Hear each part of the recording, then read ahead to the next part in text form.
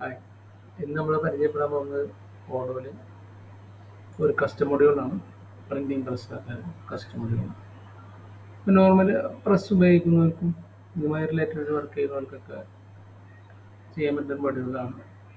ഇത് കസ്റ്റം ചെയ്തുകൊണ്ട് ആവശ്യക്കാരുണ്ട് കോൺടാക്ട് ചെയ്താൽ ഇതിൽ ഫർദർ മോഡിഫിക്കേഷൻ എന്താണ് വേണ്ടത് അത് വെച്ചിട്ട് നമുക്ക് എന്ത് ചെയ്യാം, ലോക്കൽ ബേസിൽ നമുക്ക് ഓടാൻ ഒരു സോഫ്റ്റ്വെയറായിട്ട് ഉപയോഗിക്കാം. ഇതിലിപ്പോൾ ചെയ്തിട്ടുള്ള മൾട്ടി കോപ്പി, സിംഗിൾ കോപ്പി, പിന്നെ ഒരു കോൺഫിഗറേഷൻ. ഈ മൾട്ടി കോപ്പി എന്ന് പറയുമ്പോൾ നമുക്ക് ഒരു ഒന്നിൽ കൂടുതൽ പേജുകൾ, അതായത് CC വെച്ച് ചെയ്യേണ്ട കാര്യങ്ങളാണ്. ഫോർ എക്സാമ്പിൾ, ഇപ്പോൾ നമ്മൾ കസ്റ്റമർ റിക്വയർമെൻ്റ് ആണ്, നമ്മൾ ഏതാണ് കസ്റ്റമർ, ആ കസ്റ്റമർ നമ്മൾ സെലക്ട് ചെയ്യുന്നു. ഡിഫാൾട്ട് നമ്മൾ സെറ്റ് ചെയ്തത് ഇങ്ങനെയാണ്: ഒരു റെസിപ്റ്റ് ബുക്കിൽ 25 കോപ്പി, രണ്ടെണ്ണം ഉള്ളത്, അതിൻ്റെ 10 ബുക്ക്. അങ്ങനെ വെക്കുമ്പോൾ തന്നെ നമുക്ക് ടോട്ടൽ റെസിപ്റ്റ് ഇവിടെ 500 കിട്ടും. ഈ 500ൻ്റെ ഒരു കോസ്റ്റ് നമ്മൾ അപ്രോക്സിമേറ്റ് നമ്മൾ വെച്ചിട്ടുള്ളൊരു 500 റെസീറ്റ് പ്രിൻ്റ് ചെയ്യാൻ 650 റുപ്യ കോസ്റ്റ്. അത് നിങ്ങളുടെ കാൽക്കുലേഷൻ അനുസരിച്ച് അങ്ങോട്ടും ഇങ്ങോട്ടും മാറാം. നമ്മൾ അതിൻ്റെ ഒരു ഡിസൈനിങ് ചാർജ് എത്ര നമ്മൾ വെച്ചിട്ടുണ്ട്. ഇത് നമ്മൾ ഇതിനനുസരിച്ച് മാറ്റുമ്പോൾ അതിനനുസരിച്ച് എമൗണ്ടിൽ വ്യത്യാസമുണ്ട്. എമൗണ്ടിൽ റെസീറ്റ് കൂടുന്നതിനനുസരിച്ച് പ്രിൻറ്റിങ്ങിൻ്റെ കോസ്റ്റ് കുറയും. അങ്ങനെ തന്നെയാണ് ഇത് കാൽക്കുലേഷൻ വരുന്നത്. അതുകൊണ്ടാണ് ഞാൻ പിന്നെ അങ്ങനെ ചെയ്തത്. അത് നമ്മൾ എടുക്കുന്നതിന് അങ്ങോട്ടും ഇങ്ങോട്ടും മാറ്റാം. ഇത് നമ്മൾ റെസീറ്റ് ഏത് സൈസിലാണ് വേണ്ടത് എന്നുള്ളതാണ്. അപ്പോൾ അത് നമ്മൾ സൈസ് സെലക്ട് ചെയ്യുന്നു. ഇനി ബേസ് പേപ്പേഴ്സ് എന്ന് പറഞ്ഞാൽ നമ്മൾ വലിയൊരു പേപ്പറിനെ കൺവേർട്ട് ചെയ്തിട്ടാണ് നമ്മൾ ഈ സാധനങ്ങളൊക്കെ ഉണ്ടാക്കുക. അപ്പോൾ അതിൽ ആ പേപ്പർ ഏതാണ് എന്നുള്ളത് നമ്മളോട് സെലക്ട് ചെയ്ത് വെക്കാം. ഇതിലിപ്പോൾ നമ്മൾ DDയിലാണ് നമ്മൾ ചെയ്തിട്ടുള്ളത്. അതുകൊണ്ട് കാൽക്കുലേഷനൊക്കെ ഡബിൾ ഡമ്മിൻ്റെ അതിൽ നമുക്ക് ഇതിൻ്റെ ഈ മെറ്റീരിയൽ കോസ്റ്റിൻ്റെ കാൽക്കുലേഷൻ വരുന്നത്. അപ്പോൾ നമ്മൾ first paper, second paper. First paper 300 GSM double crowned 300 പേപ്പറാണ്. സെക്കൻഡ് ഡബിൾ ഡമ്മിയിൽ 130 ആർട്ട് പേപ്പറാണ് ഉപയോഗിക്കുന്നത്. ഇനി അതല്ല, ഇനി അപ് ടു നമുക്ക് 4 വരെ നമുക്ക് ചെയ്ത് കൊടുക്കാം ഇതിൽ. അപ്പോൾ അതനുസരിച്ച് ബേസ് പേപ്പേഴ്സിൻ്റെ എണ്ണം നമുക്കിവിടെ കൂടുമ്പോൾ അതനുസരിച്ച് അതിൻ്റെ മെറ്റീരിയൽ നമ്മൾ ആഡ് ചെയ്യുമ്പോൾ ഈ മെറ്റീരിയൽ ഉപയോഗിച്ച് ഉണ്ടാക്കാനുള്ള ഷീറ്റിൻ്റെ എമൗണ്ട് ഇവിടെ മെറ്റീരിയൽ കോസ്റ്റിൽ ആഡ് ചെയ്യും. പിന്നെ നമുക്ക് അതിൻ്റെ ഒരു ബൈൻഡിങ് ചാർജ് വരുന്നുണ്ട്. നമുക്ക് മാനുവലായിട്ട്, ഇപ്പോൾ അത് മാനുവലാണ്, ബൈൻഡിങ് ചാർജും പിന്നെ നോർമൽ ഫീൽ ബുക്ക് ആകുമ്പോൾ എന്തായാലും സീരിയൽ നമ്മളുണ്ടാകും. അപ്പോൾ അതിൻ്റെ സീരിയൽ ചാർജിങ് വരും. അപ്പോൾ അതിന് കൊടുത്ത് നമുക്കൊരു ടോട്ടൽ കോസ്റ്റ് നമുക്കിവിടെ കിട്ടും. ഇതിൻ്റെ ഫസ്റ്റ് എൻഡാണ്.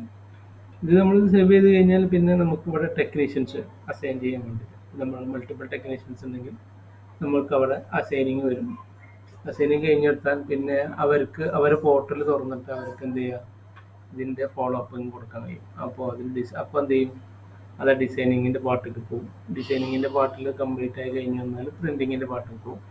പ്രിൻറ്റിങ്ങിൻ്റെ പാർട്ട് കംപ്ലീറ്റ് കഴിഞ്ഞാൽ ബൈൻഡിങ്ങിൻ്റെ പോകും. ബൈൻഡിങ് കഴിഞ്ഞാൽ സീരിയൽ അടിക്കളവും, അത് കഴിഞ്ഞാൽ പാക്കിങ്ങിന് അതാകുമ്പോൾ റെഡിയാവും.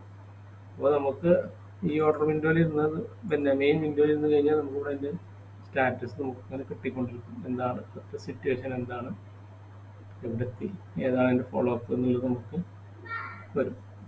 ഇതാണ് നമ്മൾ മൾട്ടി കോപ്പീൻ്റെ ഒരു ഓവർവ്യൂ. പിന്നെ സിംഗിൾ കോപ്പിയിൽ നമ്മൾ സെയിം അടിക്കുന്നതാണ്.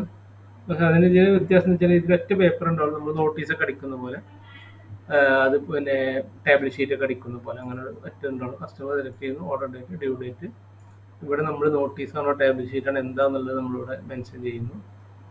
പിന്നെ അതിൽ എത്ര ക്വാണ്ടിറ്റി, ഇതിന് കംപ്ലീറ്റ് അല്ലാതെ ക്വാണ്ടിറ്റി ഇപ്പോൾ നമ്മൾ 10,000 നോട്ടീസാണ് വേണ്ടതെന്നുണ്ടെങ്കിൽ നമ്മൾ നോട്ടീസിൽ പിന്നെ എത്രയിൽ ഡബിൾ ഡമ്മിയിൽ കൊടുത്തു കഴിഞ്ഞാൽ ഇതിൻ്റെ മെറ്റീരിയൽ കോസ്റ്റ്, ഡിസൈനിങ് എല്ലാം കൂടി നമുക്ക് ഓട്ടോമാറ്റിക്കലായിട്ട് ഇവിടെ കാൽക്കുലേറ്റ് ചെയ്ത്.